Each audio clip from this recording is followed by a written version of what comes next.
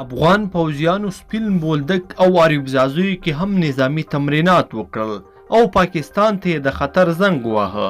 دا چې دا تمرینات د کوم هدف لپاره ترسره شول هیله د ویډیو تر پای را سره وګورئ.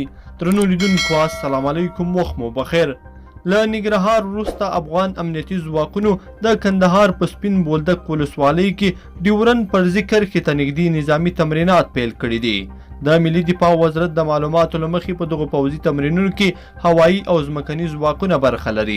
چارواکي وایي په سیمه کې د داسې تمریناتو ترسره کولو څخه هدف د غیر قانوني اقداماتو پر وړاندې تیاری نیول او د احتمالي خطراتو پر وړاندې چمتووالی دی. باید وویل شي چې تېره ورځ افغان ځواکونو د پکتیا ولایت ځاځي ولسوالۍ کې هم د پاکستان سرحد ته نږدې د مڼې جبي په سیمه کې نظامي تطبیقات ترسره کړل. په دې نظامي تمریناتو کې پیاده، کمانډو، ضربتي پولیساتو او هوایي ځواکونو ګډون درلود او د خپلو درنو او سپکو وسلو وړتیا یې وښوده.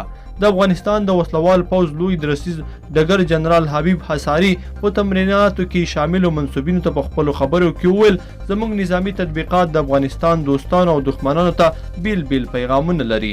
نوموړي زیاته کړه د افغانستان دښمنانو ته دا دی چې موږ لوړ ظرفیت لرونکي او زړور ځواکونه یو، که چیرې د هیواد او ولس دښمنان د جنګ نه لاس وانخلي له منځه به یوړل شي. په همدې حال کې د ملي دفاع وزارت لومړي مرستیال شاه محمود میاخیل په خپل ټویټر پاڼه لیکلي تر دې وړاندې امنیتي ځواکونو د ننګرهار په ګوشتي ولسوالۍ او پکتیا کې ډیورنډ فرضي کرښې ته نږدې پوځي تطبیقات ترسره کړي وو. افغان ځواکونو په داسې حال کې په سرحدي سیمو کې نظامي تطبیقات پیل کړي چې د پاکستان حکومت په ډیورنډ کرښه اغزن سیم تیر کړی او حتی د رسنیو د راپورونو له مخې په ځینو سیمو کې له فرضي کرښې د افغانستان خاورې ته داخل شوي دي.